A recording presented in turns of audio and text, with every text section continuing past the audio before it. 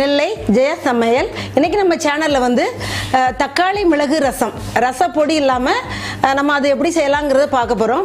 இது வந்து ரசம் வந்து டைஜஷனுக்கு ரொம்ப நல்லது. முன்னெல்லாம் எப்போவுமே ஒரு சாம்பார் சாதமோ ஒரு புளிக்குழம்பு சாதமோ சாப்பிட்டுட்டு லாஸ்ட்டில் மோர் ரசம் எல்லாம் சாப்பிட்டா தான் ஒரு மீல் வந்து ஃபுல்லாகும், அந்த சாப்பாடு திருப்தியாக இருக்கும்னு சொல்லுவாங்க. ஆனால் இப்போலாம் நம்ம ரொம்ப ரசம் எடுத்துக்கிறது இல்லை. பட்டு நம்ம எப்போவுமே சாப்பிட்ட பிறகு கொஞ்சோண்டு ரசம் சாதம் கண்டிப்பாக லாஸ்ட்டில் சாப்பிடணும்னு சொல்லுவாங்க. நம்ம பெரும்பாலும் நான்வெஜ்ஜு மட்டனோ சிக்கனோ அந்த மாதிரி பண்ணால் கொஞ்சம் ரசம் சாப்பிட்றோம். அது ஏன்னா அந்த டைஜஷனுக்காக அந்த ரசம் சாப்பிடணும்னு சொல்லுவாங்க. இது ரொம்ப ஈஸியாக பண்ணிடலாம். இது எப்படி செய்கிறதுங்கிறத பார்க்க போகிறோம். புளிக்கரைசல், பூண்டு, மிளகாய்த்தூள், asafoetida, pepper powder, jeera powder, salt, தாளிப்பதற்கு கடுகு, சீரகம், மஞ்சள் தூள், கொத்தமல்லி தழை, தக்காளி, க்ரீன் சில்லி, கருவேப்பிலை, ட்ரை சில்லி, ஆயில். நான் நல்லெண்ணெய் எடுத்திருக்கேன், தண்ணி. இப்போ எப்படி செய்கிறதுன்னு பார்ப்போம். இப்போ ஸ்டவ் ஆன் பண்ணி பேனை ஸ்டவ்வில் வச்சுருக்கோம். ஹீட் ஆகிட்டான்னு பார்ப்போம். ஹீட் ஆகிட்டு நான் வந்து இன்றைக்கி நல்லெண்ணெய் எடுத்திருக்கேன். 2 டேபிள் ஸ்பூன் நல்லெண்ணெய் ஊற்றுறேன். ரசத்துக்கு நல்லெண்ணெய் நல்லாயிருக்கும். நீங்கள் எந்த ஆயில் வேணாலும் எடுத்துக்கலாம். நான் வந்து கடுகு, 1/2 டீஸ்பூன் ஜீரகம், ஒரு 10 வெந்தயம் எடுத்திருக்கேன். சும்மா ஒரு அரோமா ஸ்மெல் வருங்கிறதுக்காக ஒரு 10 வெந்தயம் எடுத்திருக்கேன். அதை ஆட் பண்ணுறேன். இப்போ கடுகு நல்லா வெடிக்குது. இப்போ வந்து 3 ட்ரை சில்லி எடுத்திருக்கேன், காஞ்ச மிளகா எடுத்திருக்கேன். அதையும் ஆட் பண்ணுவோம்.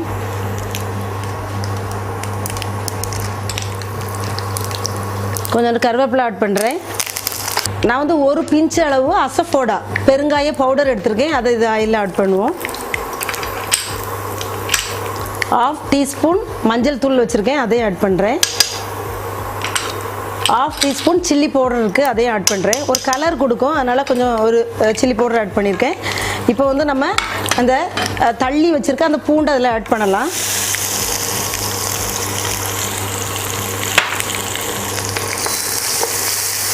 ஒரு நிமிஷம் அதை கொஞ்சம் நல்லா அந்த வாசனை போகும்போது, அந்த பச்சை வாசனை அந்த பூண்டுலேருந்து வரும், அது போக வரைக்கும் கொஞ்சம் ஃப்ரை பண்ணுவோம்.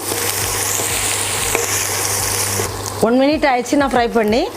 இப்போ வந்து ஒரே ஒரு க்ரீன் சில்லி எடுத்து அதை 2 கீறி வச்சுருக்கேன், ஒரு வாசனைக்காக. அதையும் ஆட் பண்ணியிருக்கேன். 1 டீஸ்பூன் ஜீரா பவுடர் இருக்குது, அதை ஆட் பண்ணுறேன்.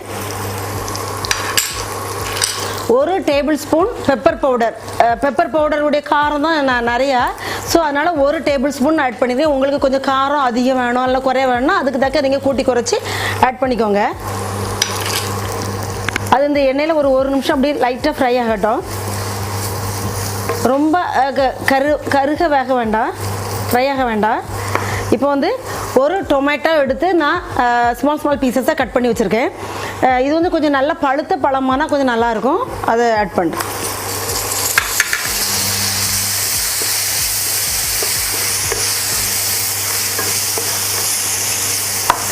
இந்த டொமேட்டோ கொஞ்சம் நல்லா மசியாக வேகட்டும்.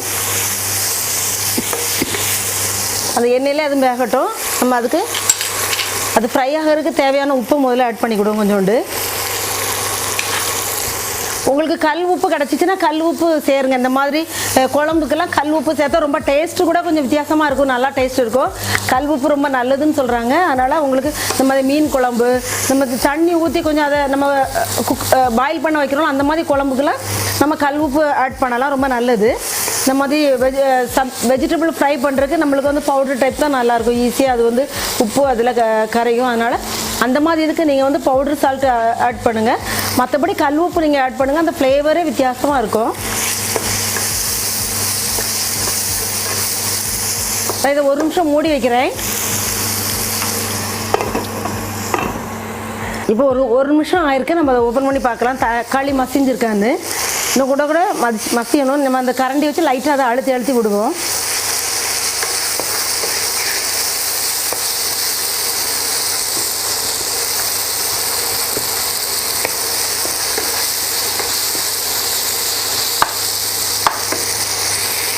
நான் வந்து ஒரு லெமன் சைஸ் புளி எடுத்து தண்ணியில் ஊற போட்டு 10 நிமிஷம் ஊற போட்டு அதை கரைச்சி அந்த தண்ணி எடுத்து வச்சுருக்கேன். அதை ஆட் பண்ணுவோம். இதை ஆட் பண்ணும்போது அந்த ஃப்ளேமை கொஞ்சம் கூட்டி வச்சுக்கோங்க.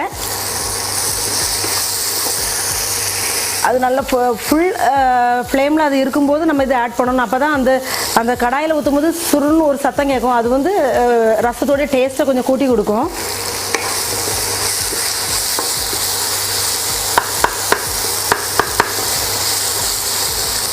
தக்காளி நல்லா குக் ஆகிட்டு நான் இப்போ இதை ஆட் பண்ணுறேன்.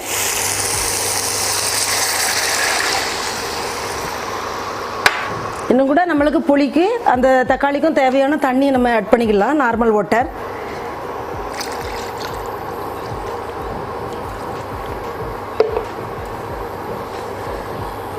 உங்களுக்கு புளிப்புக்கு தக்க நீங்கள் வந்து தண்ணியை ஆட் பண்ணிக்கோங்க. சில புளி வந்து கொஞ்சம் நல்லா கரிப்பாக இருக்கும், அந்த புளிப்பு சுவை அதிகமாக இருக்கும். சில புளி கொஞ்சம் பிளெண்டாக இருக்கும். அதுக்கு தக்க நீங்கள் செக் பண்ணி பார்த்து திருப்பி கூட கொஞ்சம் தண்ணி ஆட் பண்ணிக்கலாம், குறையா அதுக்கு தக்க ஆட் பண்ணிக்கலாம்.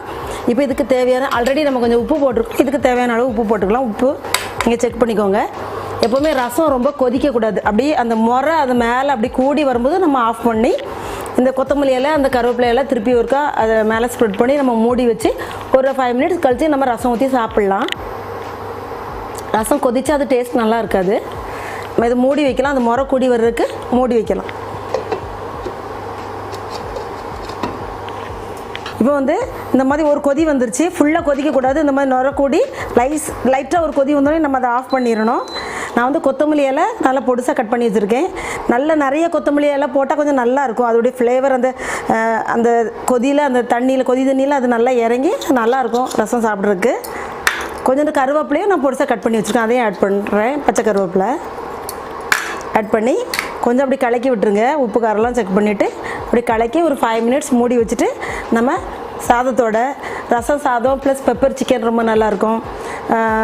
ரசம் சாதம் ஏதாவது ஒரு உருளைக்கிழங்கு ஃப்ரையோ அந்த மாதிரி ஃப்ரை இதுக்கு நல்லாயிருக்கும். அந்த மாதிரி பண்ணி சாப்பிடுங்க. இது எப்படி ஷேர் பண்ணுறதுங்கிறத பார்ப்போம். இப்பொழுது சுவையான தக்காளி மிளகு ரசம் தயாராகிருக்கு.